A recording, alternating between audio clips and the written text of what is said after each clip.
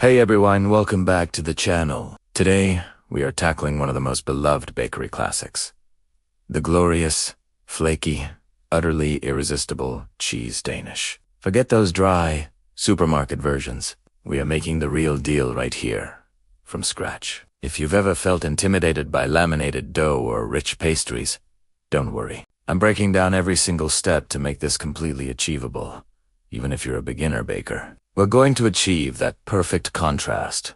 Layers of golden, buttery pastry surrounding a sweet, tangy cream cheese filling. This recipe is fantastic for weekend brunch or just a fancy coffee break. Trust me, once you master this, you'll be making them all the time. First things first, let's talk about the foundation, the dough. Now, traditional Danish pastry uses a classic laminated dough. Think croissants.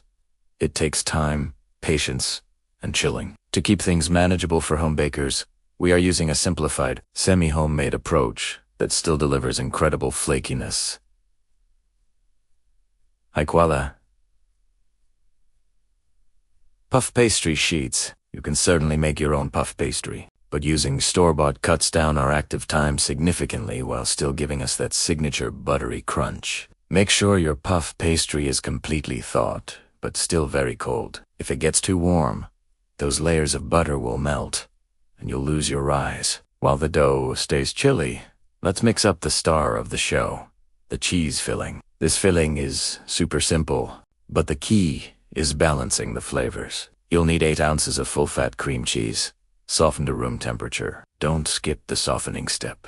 If the cream cheese is cold, your filling will be lumpy, and we want it smooth as silk. To the cream cheese, we're re-adding about half a cup of granulated sugar. You can adjust this, depending on how sweet you like your pastries. Next is a teaspoon of vanilla extract for warmth and a pinch of salt to balance the sweetness. The secret ingredient for that classic bakery temps is a tablespoon of fresh lemon juice and about a tablespoon of cornstarch. The cornstarch is crucial because it helps the filling set up beautifully inside the pastry without running out during baking. Whisk all that together until it's perfectly smooth and creamy. Give it a taste test and adjust the sugar if needed. Set this aside.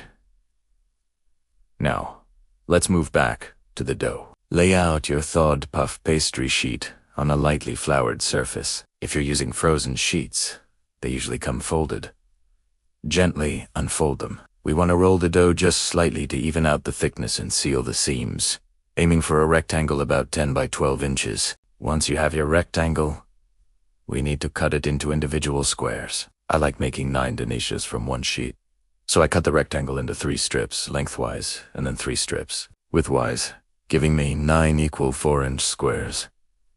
Here's where we create that classic Danish shape. Take one square and look at the corners. We are going to cut about 1 inch inward from each of the 4 corners, making sure not to cut all the way to the center. This creates 4 little flaps. Now, grab the opposite corners, lift them, and gently overlap them in the center, pressing firmly where they meet. This creates a little boat or basket shape, perfect for holding our filling, and it also creates beautiful layers as it bakes. Repeat this process for all 9 squares, and place them on a baking sheet, lined with parchment paper. This parchment paper prevents sticking and makes cleanup a breeze. Time to fill these beauties. Take your cream cheese mixture and dollop a generous spoonful right into the center of each pastry basket. Try to keep the filling off the edges of the pastry, as that will interfere with the flaking and browning. If you want to get really precise and professional looking, you can pipe the filling using a piping bag, but a simple spoon works perfectly fine. Don't overfill them,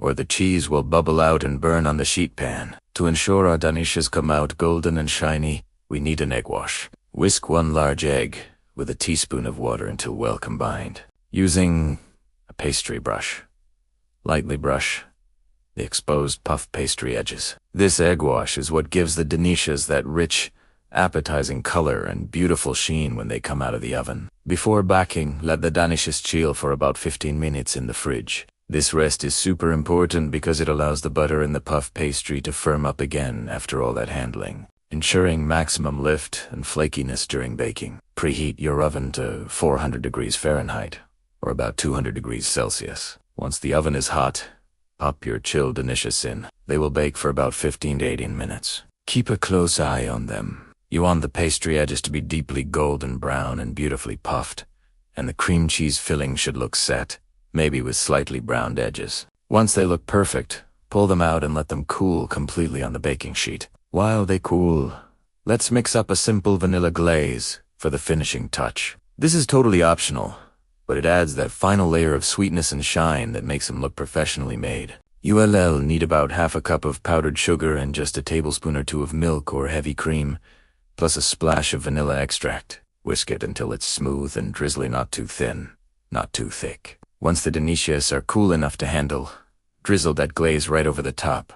You can use a spoon or put the glaze into a little plastic baggie, snip the corner, and drizzle it that way for more control. And that is it! You've just created spectacular, bakery-worthy Cheese Danish right in your own kitchen. These are best enjoyed fresh, maybe still slightly warm with a cup of coffee. They store well in an airtight container at room temperature for up to 2 days, but I doubt they'll last that long. If you enjoyed this recipe and want to see more classic baked goods made easy, please hit that like button and subscribe to the channel. Let me know in the comments below what other challenging bakery items you want to tackle next. Thanks for baking with me, and I'll see you in the next video. Happy baking!